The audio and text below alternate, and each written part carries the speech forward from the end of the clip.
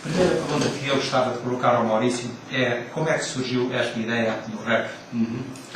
Ok, bom, basicamente foi o seguinte.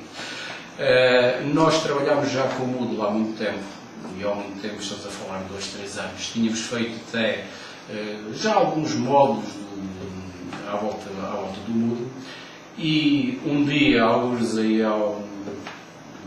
isto também não é muito importante as datas, mas para situar alguns aí há um ano e meio, o Ministério da Educação contactou-nos, não propriamente para o REP, contactou-nos basicamente para dizer assim: vocês querem fazer uma ação de formação no âmbito do foco sobre portfólios, até porque a gente já tinha algum trabalho desenvolvido nessa área, e nós, basicamente, assim, de uma forma muito rápida, dissemos assim: sim, a gente faz a formação, mas também vamos fazer o software. Portanto, foi assim que as coisas apareceram.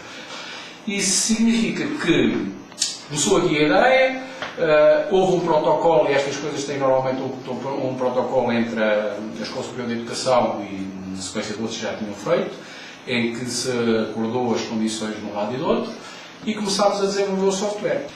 Houve compromissos de parte a parte, nomeadamente o Ministério fez logo divulgação para as escolas, que publicou logo no site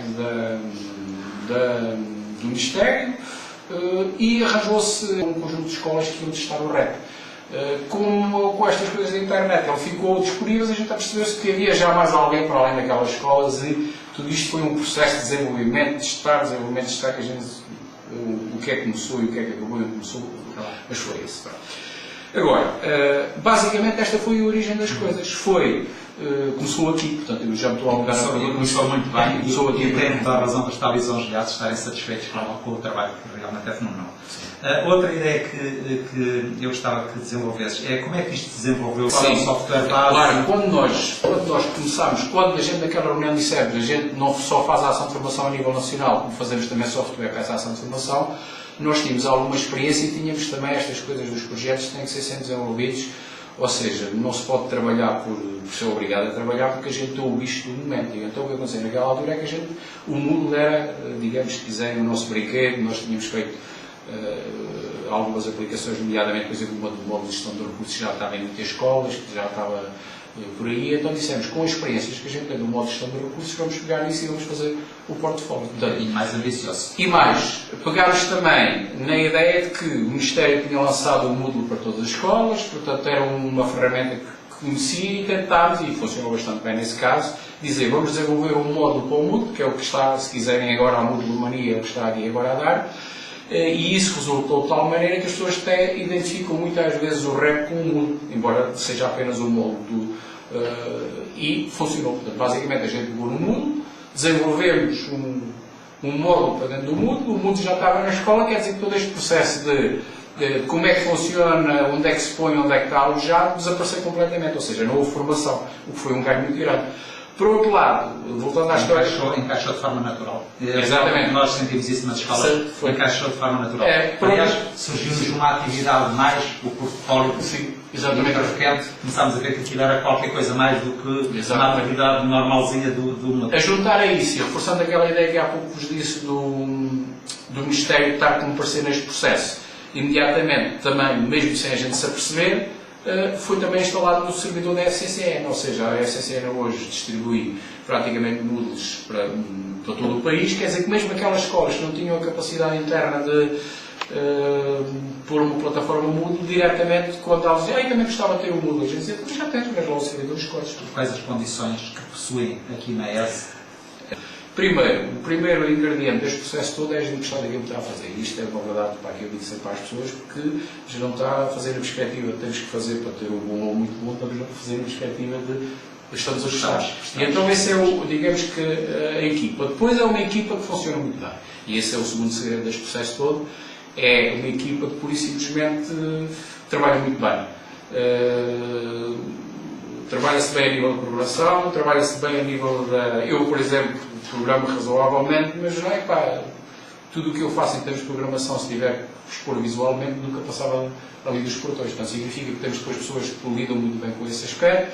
Temos também depois aspectos teóricos, e damos na escola certa, não é? Que acabam por, não disse isso há bocado, mas isto também passou por um processo em que houve colegas que analisaram o que é que havia de portfólios, e aliás a ação de formação, quando chegam aqui e dizem assim, quer lidere um processo de formação a nível social de portfólios é porque reconhecem já alguma hora esse campo. Aliás, nota-se no REP uma forte orientação conceptual. Quer dizer, não está lá por acaso a organização em si e há daí a força do REP. Significa que essa é a equipa, ou seja, a equipa acaba por ser 4 ou 5 pessoas que se complementam. Já respondeste de certa maneira a essa pergunta, mas não deixes de fazer, que é a divulgação, para além dessa que tu falaste, que é natural. Sim, a divulgação é assim. E mais? Um dos problemas que nós temos a nível da divulgação e que a gente sempre faz problemas falar destas coisas é o pior aspecto que a gente tem é o aspecto do vendedor. Não temos vendedores.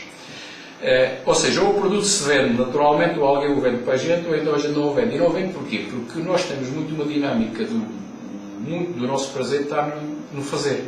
Significamos, e eu digo isso às vezes, quando a gente faz o produto e dá o prazer de o fazer, às tantas é o ganho que vem a seguir, devíamos ter alguém a vender bem. E muitas vezes não temos esse ganho. Neste caso, tivemos um Ministério que não fez um esforço de venda, mas que, como é se quiserem, tem grande visibilidade, só o facto de pôr lá isso, portanto, esta foi a grande. Colocou lá, as pessoas olharam para isto como qualquer coisa que vem do Ministério, portanto. Havia depois também uma outra situação que vendeu o produto, e essa também é outra razão que vendeu o produto, e nós quando começámos também, e ainda voltando para trás, não foi por acaso que as ações de formação de portfólio surgiram, é porque havia a tal disciplina do 8º ano, em que era preciso falar de portfólios, estudar em projeto, e por isso simplesmente dizia-se lá que abordou os portfólios, não existia portfólios, ou seja, digamos que a forma como a divulgação foi feita foi mais por as pessoas que tinham necessidade de procurar um REP e não um REP que ia procurar fazer necessidades. O que é que estará neste momento a utilizar o REP? Eu não sei. Ou seja, eu sei que há muita gente... Eu tinha essa pergunta para fazer, realmente. Sei que há muita gente, que há muita gente a utilizar por um número de mensagens. Eu digamos que, quando às vezes quando a gente vai aqui ao ali e diz eu estou a utilizar o REP e aqui eu utilizo o REP e por aí fora, o único indicador que a gente tem é, no fundo, aquela avaliação que foi feita das escolas, por aí fora, e depois temos um indicador que é um indicador muito falível, que é o indicador dos downloads que vão ser feitos. E a gente vê que, efetivamente, são já muitos milhares. Ou seja, a gente sente, admitindo que isto não é um produto de utilização individual, mas é um produto de utilização de escola, a gente vê que o número de instalações, e admitindo mesmo daquelas 5 só uma que funciona, para aqui hoje, é um produto que realmente nos saiu, como eu disse, mesmo um pouco fora de controle. Claro que a gente, quando faz isto, tem uma visão para o produto e uma utilização para o produto, depois percebe que isto, como o número de utilizadores é muito grande, que cresce, e até em situações que a gente às vezes não está a prever, e depois põe as outras questões que é assim, mas várias vezes discutimos, isto é um produto, e já o fizemos, foi tudo traduzido em inglês, está pronto a ser lançado globalmente, e não lançámos, e já agora dizer o seguinte, porquê? Porquê é que não lançámos? Porque, à medida que nós vamos aumentando o número de pessoas que utilizam, a exigência cada vez torna-se maior.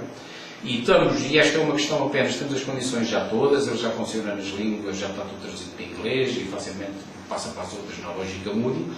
Só que, digamos que temos aqui um bloqueio, que é quase um bloqueio, digamos que mental, quer dizer, no dia em que a gente disser que isto existe nos fóruns Moodle internacionais, isto vai ser visto por indivíduos que estão muito acima de nós em termos de visões, de Moodle, até de lógica de programar. Nós fizemos isto numa lógica até de estar pronto, de cumprir prazos, portanto temos muita linha de código que até visualmente funciona, mas internamente, quando as pessoas olharem para aqui, dizem para que foi o sapateiro que fez isto.